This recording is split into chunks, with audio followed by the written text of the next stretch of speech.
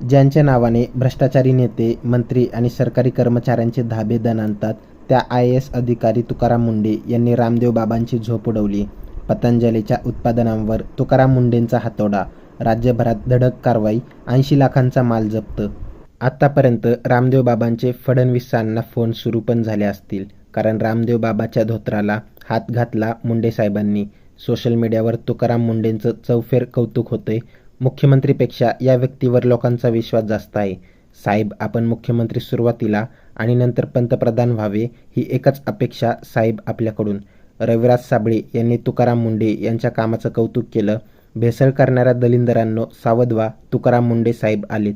दुधामध्ये भेसळ करणाऱ्या दलिंदरांनो, नकली अन्नपदार्थ बनवणाऱ्या भिकारचोटांनो, बनावट औषधं बनवून सामान्य माणसाच्या आरोग्याशी खेळणाऱ्या बांडगुळांनो सावध व्हा, ते आलेत. हो, IAS तुकाराम मुंढे साहेबांची अन्न आणि औषध प्रशासनाच्या आयुक्तपदी नियुक्ती झाली आहे आणि त्यांनी सगळ्यात पहिलं आव्हान केलंय ते राज्यातील जनतेला. तुम्हाला जिथं कुठं गैरप्रकार झालेला दिसतोय, भेसळ झालेली दिसते, ती लगेच कळवा FDA ला. तुकाराम मुंढे साहेब म्हटले लगेच कारवाई करू. दुधामध्ये भेसळ करून शेतकऱ्यांचं दूध घेऊन त्यामध्ये भेसळ करून गलेलट्ट झालेले ते प्रत्येक भेसळखोर, तो प्रत्येक दलिंदर ज्यांनी शेतकऱ्याच्या पोटावरती पाय द्यायचा प्रयत्न केला, दुधाची भेसळ बंद झाली तर शेतकऱ्याला सोन्याचे दिवस येतील. दूध उत्पादक शेतकऱ्याची परिस्थिती बदलेल. पण या भेसळखोरांनी अगदी हैदोष मांडलाय. नकली अन्नपदार्थ बनवतात, बनावट औषधं बनवतात, बनावट कॉस्मेटिक बनवतात. त्या प्रत्येक भेसळखोरांनी आता सावध व्हायचंय, कारण की आता तुकाराम मुंढे साहेब आलेत आणि आम्ही पण सोबत आहोत. त्यांच्या टीम गब्बर त्या प्रत्येक भेसळखोराची, त्या प्रत्येक भिकारचोट सामान्य नागरिकाच्या आरोग्याशी खेळणाऱ्या त्या दलिंदराची माहिती FDA कडे पोहोचवणार आणि तुम्ही हातकडी बांधून जेलमध्ये जाणार. त्यामुळे हे भेसळखोरीचे धंदे बंद करा दलिंदरांनो, सुधरा, नाहीतर जेलमध्ये जाणार. श्री तुकाराम मुंढे यांना 3 स्टेप खाली पाठवून सरकारने त्यांच्याकडे अतिशय वादग्रस्त विभागाचा कारभार दिला. त्या फूड अँड ड्रग्ज डिपार्टमेंटमध्ये तुकाराम मुंढे यांच्यासारख्या धडाडीच्या अधिकाऱ्याला आयुक्त केलं गेलं. तुकाराम मुंढे यांच्या सतत होत असलेल्या बदल्यांचं रेकॉर्ड पाहिलं तर सरकार काही ना काहीतरी कारणावरून तुकाराम मुंढे यांच्यावरती नाराज आहे असं दिसलं.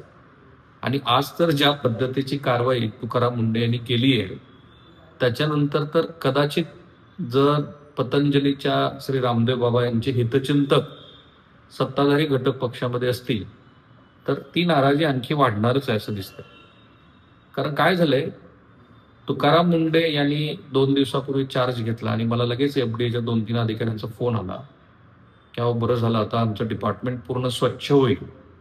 आपल्याला कल्पना असते की स्वच्छ होईलचा अर्थ असा असतो की ते मुळापासून स्वच्छ करायला लागतं आणि ती काही एका माणसाची नाही आहे ती क्षमता.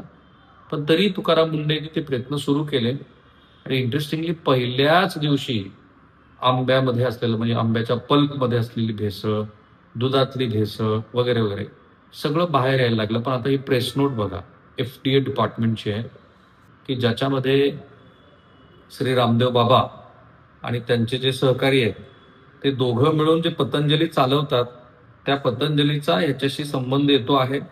आणि मुख्यत्वे असं दिसतंय की मेसर्स दिव्या फार्मसी हरिद्वार उत्तराखंड या उत्पादकाचा ज्याच्याशी संबंध आहे. कारण मी ते याचा थोडीशी माहिती घेतली तर असं लक्षात आलं की दिव्या फार्मसी ही दिव्या योग मंदिर ट्रस्ट DYMTचा एक भाग आहे. हे आधी लक्षात घेतलं की मग तुकाराम मुंढेंनी केलेल्या कारवाईचे संदर्भ आपल्या लक्षात येतात.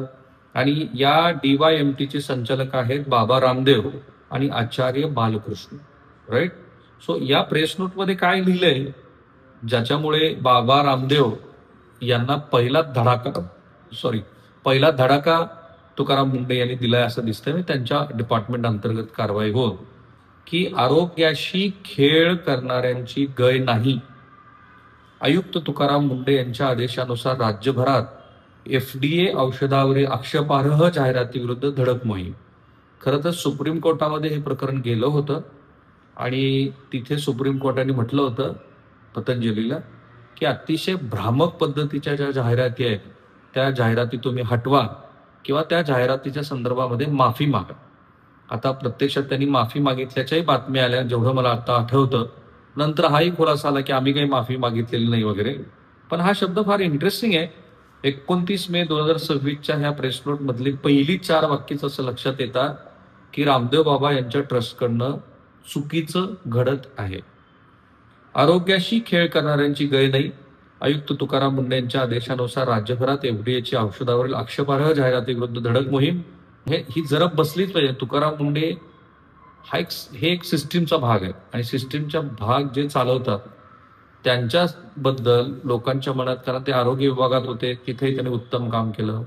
ते सोलापूर महापालिकेत तेव्हापासून माझा त्यांचा संबंध आहे. ते सोलापूर महापालिकेचे आयुक्त होते, तिथपासून मग ते नवी मुंबईत, नागपुरात वगैरे वगैरे अनेक ठिकाणी त्यांनी चांगलं काम केलेलं आहे. तुकाराम मुंडे, कुणीही व्यक्ती परफेक्ट नसतो, मी पण नाही आहे. सो त्याच्यामध्ये काही असू शकतात जे प्रशासनाला वाटतं की हे अशा पद्धतीनं. सो त्या कॉन्टेक्स्टमध्ये तुकाराम मुंडेंना 10 पैकी 10 गुण. सो त्यांनी आज औषधं व जादूटोणा विरोधी आक्षेपार्ह जाहिराती, भ्रामक जाहिराती आणि औषधांचा मोठा साठा जप्त केला. दिव्या फार्मसीच्या उत्पादनावर ही कारवाई, हे वाक्य फार महत्वाचं आहे. राज्यभरामध्ये तब्बल 73,24,656 रुपये किमतीच्या आक्षेपार्ह जाहिराती असलेल्या, ज्याला मिसब्रँडेड औषध साठा जप्त करण्यात आला आणि कायदेशीर कारवाई सुरू आहे. किती ठिकाणी झाली आहे तर राज्यभरातल्या 7 जिल्ह्यातील 12 आयुर्वेदिक औषध विक्री आस्थापनामध्ये धडक कारवाई करून मोठा साठा जप्त केला. आणि या प्रेस नोटमध्ये इतकी इंटरेस्टिंग, इतकी थेट प्रेस नोट मी पहिल्यांदा बघितली. जनतेच्या आरोग्याशी खेळ करणाऱ्या कोणत्याही व्यक्तीला किंवा आस्थापनेला प्रशासनाकडून कोणतीही सवलत दिली जाणार नाही. हे जनरली असं प्रेस नोटमध्ये येत नाही, पण ते आलंय. माझं तर मत आहे ऍटलिस्ट तुकाराम मुंडेंना ह्या पदावरती तरी 3 वर्ष सरकारने ठेवलं पाहिजे. हा माणसाच्या जीवन मरणाशी निगडीत असलेला विषय. 25 मेला, आज किती, 29 तारीख, 25, 26, 27, 28, 29, 5 दिवसामध्येच तुकाराम मुंडेने अनेक ठिकाणी धडाक्यात कारवाया केलेल्या आहेत, आक्षेपार्ह जाहिराती वगैरे. आणि त्यामुळे आज कुठे केली आहे, बृहन्मुंबई, कोकण, पुणे, नाशिक, अमरावती, नागपूर आणि छत्रपती संभाजीनगर. आणि या ठिकाणी त्याच्यामध्ये नागरिकांना आवाहन केलेलं आहे की ह्या पतंजली बरोबर जी वेगवेगळी आस्थापना असतील त्या सगळ्यांच्या विरोधामध्ये तक्रारी करा. एक ऍप पण त्यांनी डिझाईन केलेलं आहे आणि कुणाचीही नावं जाहीर केली जाणार नाहीत याचं पण आश्वासन दिलेलं आहे. सो तुकाराम मुंडे यांच्यासारखा अधिकारी काही शांत बसणार नाही. सो इट इज बेटर की ज्या विभागामध्ये, तसंही नरहरी झिरवळ यांच्यामुळे हा विभाग बदनाम झालाच आहे. तुकाराम मुंडेंना या पद्धतीची नियुक्ती देऊन सरकारनं चांगलं काम केलं. आता तिथं फक्त त्यांना काम करू दिलं पाहिजे. कारण पतंजलीला साथ घातलाय तुकाराम मुंडे.